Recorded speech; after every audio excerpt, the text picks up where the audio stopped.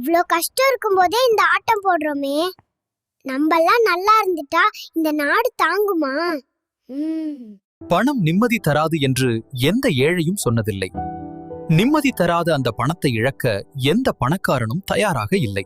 எல்லாம் மாறிவிடும். அப்படியெல்லாம் இல்லங்க, எல்லாம் பழகிடும். அதான் உண்மை. நான் விரும்பத்தகாத வேலைகளை செய்யும் நபர்களில் ஒருவன். குடும்பத்திற்காக பலரிடமிருந்து அவமானங்களை பொறுத்துக் கொள்கிறேன். முத்தமிட அனுமதி கொடுத்தேன். கிடைச்ச என்னவோ காயமும் காய்ச்சலும் தான். வாழ்க்கையில யாரையும் நம்ப கூடாதுன்னு புரிய வச்சதுக்கு நன்றி.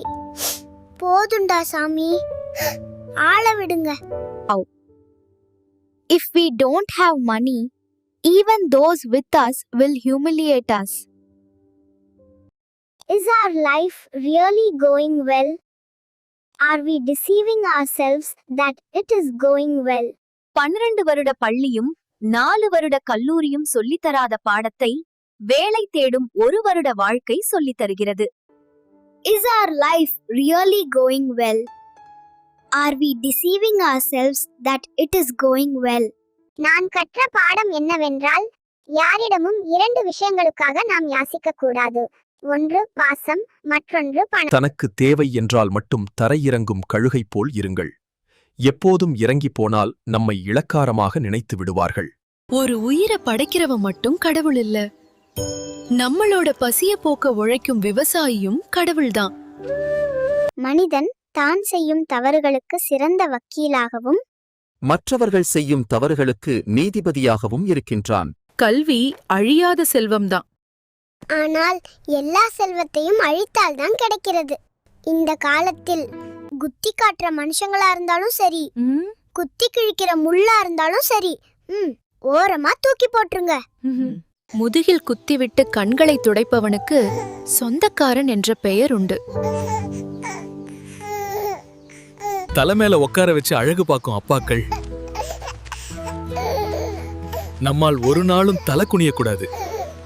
Listen carefully to this. The one you help is your first enemy. The one you trust is your first betrayer. நடிக்க தெரியாததா என்ன நிறைய பேருக்கு பிடிப்பதில்ல. நடிப்பதனால் நிறைய பேரை எனக்கு பிடிப்பதில்ல. இப்படி எத்தனை பேர் இருக்கிறீங்க? If you want to live to everyone's liking, you have to be born as money in the next birth. வலிக்காத மாதிரி அடிச்சிட்டு தூங்க வைக்கிறது அம்மா.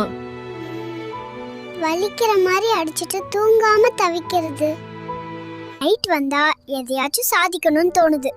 காலையில ஆனா நாளைக்கு பாத்துக்கலான்னு போயிடுறோம். இது என்ன டிசைனா இருக்குமோ? கடல்ல கூட மூழ்கி விடு. தவறில்ல. காப்பாற்ற 4 பேர் வருவான். கடல்ல மட்டும் மூழ்காதே. காப்பாத்த ஒருத்தனும் வரமாட்டான். சிரித்துக்கொண்டே நகர்வதால் எனக்கு வலிக்கவில்லை என்று அர்த்தமில்லை. வலிகளை காட்டிக்கொள்ள விருப்பமில்லை. சிலரை கேள்வி கேட்காமல் கடந்து செல்ல வேண்டும். சிலருக்கு பதில் சொல்லாமல் கடந்து செல்ல வேண்டும். சிலரிடம் பேசவே கூடாது. இந்த நமத்து போன வாழ்க்கைய வாழவா? கொரோனா ஊசியெல்லாம் போட்டு இந்த உயிரை காப்பாத்தினேன். அப்பா வாட்ஸ்அப்ல விரல வச்சிட்டு இருக்காரு, அம்மா Facebookல விரல வச்சிட்டு இருக்கா. அது தப்பில்லையா? நான் என் வாயில விரல் வச்சாதான் தப்பான். இங்கு உழைக்காமல் வாழ்பவர்களை விட வாழாமல் உழைப்பவர்களே அதிகம். யாரு நம்மள விட்டு போனாலும் கவலையே படக்கூடாது. கான்டாக்ட்ஸ்ல ஒரு நம்பர் கம்மியாகும், அவ்வளோதான்.